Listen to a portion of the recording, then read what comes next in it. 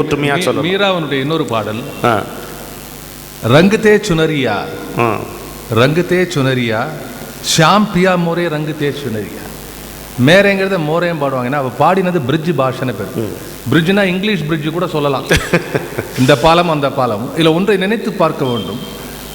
ஆயர் பாடிகளே, நான் எழுதின ஒரு கவிதையில், ஆயர்பாடி உன் லீலைகள் கோடி, நீ ஏன் சென்றாய் ஆயர்பாடி உன் லீலைகள் கோடி, காயிலே புளித்து கனியிலே இனித்து மாயச்சகடம் உருட்டிய மாதவா, பார்க்குடம் உடைத்தாய் பசுந்தயிர் திருடினாய், நாற்புறம் கோபுரம் போல நண்பரை சேர்த்து பிடித்து சேர்ந்த கைகளை கோர்த்து உயர்த்து கொடியன உயர்ந்து எட்டி பிடித்து எட்டாவரியின் குட்டிப்பானையை தட்டி கவிழ்த்தாய் என்று. அது பெரிய நீண்ட கவிதை. இங்க சொல்ல ரங்குதே சுனரியா. அப்படி கோகுலத்தில் நிகழ்ந்த சொன்னார்கள். இந்த காசினியை கோகுலமா மாற்ற வேண்டும் என்று சொன்னது வேற, அந்த கோகுலத்தில் ஒரிஜினலா நடந்திருக்கு. அதை ஆண்டாளுடைய காலத்திலே அவள் பாவை நோன்பாக வீதிகளில் மாற்றினாள். ராஜபுதனத்து இளவரசியான மேவார் நாட்டு இளவரசியான இவள் இன்னொரு வீதியிலே செய்தாள். இதெல்லாம் என்ன அடையாளம்னா, இன்னைக்கும் அதை பண்ண முடியும், இதை பண்ண முடியாது இல்லை. அந்த ஒரு பாடலை சொல்லுகிறாள், துகிலில் வர்ணம் வீசு என் துணியில் வர்ணம் பூசு. என்ன வரணும் கேட்டா, என்ன வரணும்னா அவனுடைய ஞாபகம் வரணும், அதுதான் முக்கியம். அந்த வர்ணம் சொன்னா, முகில் வண்ணா உன் நிறமென் துகிலில் நன்றாய் பூசு. யாராவது சொல்லுவாங்களா போயிட்டு கருப்பை போடு அப்படின்ட்டு, பூசு. அதோட முக்கியம் கடைசியில சொல்ற, நீரினும் நுண்ணியது எது. மீராவுடைய பாடல்கள் சில தத்துவங்கள் அவ்வப்போது வருகிறது. ஆண்டாளுடைய பொறுத்த வரைக்கும் ஷியர் அம்ப்ரோசியா பக்தி, அவ்வளவுதான்.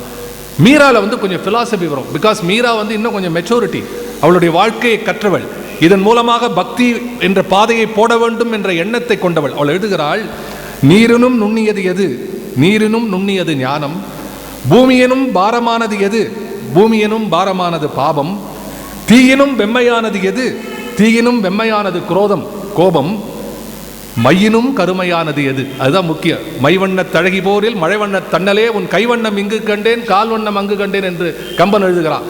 அதாவது அரக்கியோட கருப்பு தாடகை கருப்பு கலர்.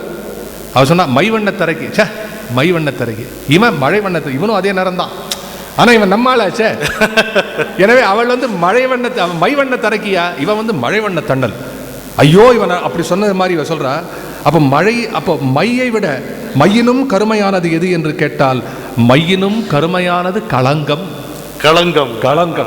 மைய வெளியில இருக்கு, களங்கம் உள்ளே புகுந்தால் என்று நிஷ்கலங்கமான நிலையை சொன்னவள் மீரா என்று பார்க்கும் பொழுது, இந்த ஆண்டாளுக்கும் மீராவுக்கும் பிரிட்ஜ் பாஷையில் மட்டும் இல்லை, ஆண்டாள் மீரா குஜராத்திலே எழுதியிருக்கா. அந்த மாதிரி எத்தனையோ ஒரு அற்புதங்களை அவள் செய்திருக்கிறாள் என்றையும் பார்க்கிறோம்.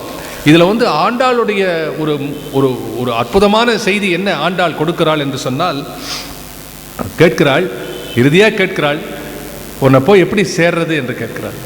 இறைவனை எப்படி சேருவது என்று கேட்டாள். டேட்டு டைம் எல்லாம் பார்த்துன்னு சேரக்கூடாது. சார் நாளைக்கு இன்னைக்கு ஞாயிற்றுக்கிழமை, நாளைக்கு திங்கட்கிழமை, எனக்கு நேரம் சரியில்லை கிடையாது. இறைவனை சேர வேண்டும் என்றால் அப்பொழுதே எண்ணி பார்த்து சேர வேண்டும் என்ற அற்புதமான செய்தியை சொன்னது ஆண்டாளுடைய ஒரு அற்புதமான வாழ்க்கை, அருமையான வாழ்க்கை. ஓ கைத்தலம் பற்ற கனா கண்டேன் தோழி நான். இதே கனவு மீராக்கு இருந்திருக்கு. இன்னைக்கு அதை பார்க்கும்பொழுது எனக்கு ஆச்சரியமா இருக்கு. கனா கண்டேன் சோதரி அப்படின்னு ஒரு சகோதரிக்கு பாடுறான், தோழிக்கு. சோதரி, ஏழை பங்காளன் என் கனவில் வந்தான் என்னை மணக்க, ஊர்வலத்தில் 56 கோடி தேவதைகள், ஊரின் அரசன் மாப்பிள்ளை. இவன் தான் ஊரின் அரசன், ஊரின் அரசன் மாப்பிள்ளை.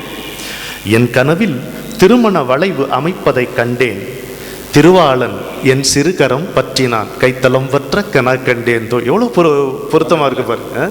திருவாளன் என் சிறுகரம் பற்றினான், என் கனவில் மனச்சடங்கை மனமாற கண்டேன், மனவாழ்வில் அடியெடுத்து வைத்தேன், முற்பிறவிகளின் புண்ணியங்கள் மூண்டெழுந்து விட்டன, முற்பிறவிகளின் புண்ணியங்கள் மூண்டெழுந்து விட்டன, தானாக மீராவுக்கு அவன் தரிசனம் தந்து விட்டான் அப்படி சொல்லி இன்னொரு இடத்துல சொல்றான். இது எங்க தொடங்கியது? இது காதல் கல்யாணத்துல முடிஞ்சது இல்லையா? இந்த காதல் எப்போ தொடங்கிச்சுன்னு பார்த்தோம், அது 3 வயசு குழந்தையா இருக்கும் பொழுது துவங்கிய காதல், பிள்ளை காதல்.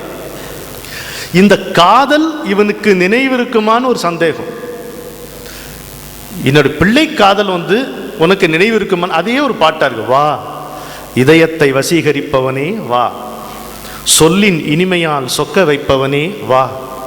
ஓ கண்ணா, இவ்வளோ புகழ்ந்தாலே ஒரு விஷயம் பின்னால் இருக்குன்னு அர்த்தம். கண்ணா, என்றேனும் எந்தன் பிள்ளை காதலை பெரிதாய் நினைத்திருக்கிறாயா கேட்கிறான். என்றேனும் எந்தன் பிள்ளை காதலை பெரிதாய் நினைத்திருக்கிறாயா? உன்னை காணாமல் நிம்மதியே இல்லையே, உள்ளம் இங்கும் அங்குமாய் அலைகிறதே. உன் சொந்தம் நான், இதை உறக்க அறிவிப்பேன் உந்தன் அனுமதியோடு, ஒலிக்கும் பறையின் ஓசையோடு. உந்தன் சொந்தம் நான், இதை உறக்க அறிவிப்பேன் உந்தன் அனுமதியோடு, ஒலிக்கும் பறையின் ஓசையோடு. வேற்றுமைகள் அப்படி நீங்கள் பார்த்தீங்க, நாயகன் நாயகி பாவம் எல்லாம் ஒற்றுமை. கண்ணனை கலந்தது ஒற்றுமை, கண்ணனை நேரிலே கண்டது ஒற்றுமை. வேற்றுமைகள் எங்கன்னு பார்த்தீங்கன்னா, அர்ச்சகர் வீட்டில் அரசியாக வாழ்ந்தவள் ஆண்டாள், அரண்மனையில் துறவியாக வாழ்ந்தவள் மீரா. மானுடன் தீண்டாதவள் ஆண்டாள், திருமணம் புரிந்து விதவையானவள் மீரா. காமரசம் ஓங்கிய காதற் பாட்டுக்கள் பாடியவள் ஆண்டாள், காதல் ரசத்தோடு நிறுத்தி கொண்டவள் மீரா. செழுமையான மொழியும் கவிதையும் பொங்கி வரக்கூடிய பாடல்கள் தந்தவள் ஆண்டாள், கலப்பு மொழி பேச்சு மொழி இதில் பாடல்கள் தந்தவள் மீரா.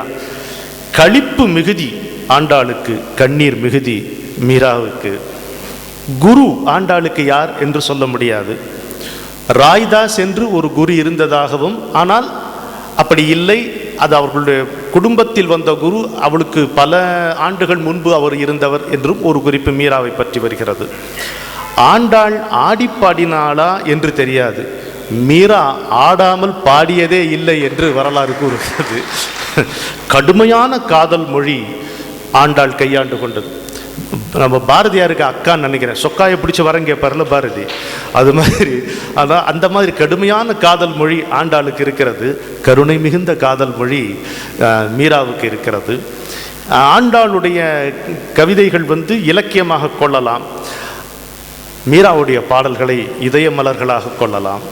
மொழி அழகு ஓங்கிய கவிதை ஆண்டாளுடையது, கவியழகு விளிம்பிடும் மொழி இவளுடையது. இறுதியாக இந்த சுற்றில் இல்லை முடிக்கல, ஏன்னா மார்க் கொடுக்க வேண்டியனா. சரி சார் சொல்லுங்க. நீ இப்போ கடைசி எழுதிட்ட பார்ட் சி கொஸ்டின், வேற்றுமை ஒற்றுமையெல்லாம் சொல்லிட்டேன், இதுக்கு எவ்வளோ மார்க் கொடுக்குன்னு சொல்கிறேன். ஆண்டாள் பொறுத்த வரைக்கும் ஒன்று எல்லாம் சொல்லுவாங்க, சூடி கொடுத்த நாச்சியார்னு பேர். அதுக்கு என்னுடைய கவிதையில் சொன்னேன், இதையும் உன்னுடைய வேற்றுமை ஒற்றுமை சேர்த்துக்கலாம், நியூ சிலபஸ் புது பாதத்தை சொல்கிறப்போ. சூடி கொடுத்தா என சொல்வது மயக்கம், எல்லாம் சொல்கிறாங்க இல்லையா, சூடி கொடுத்தாள்னு.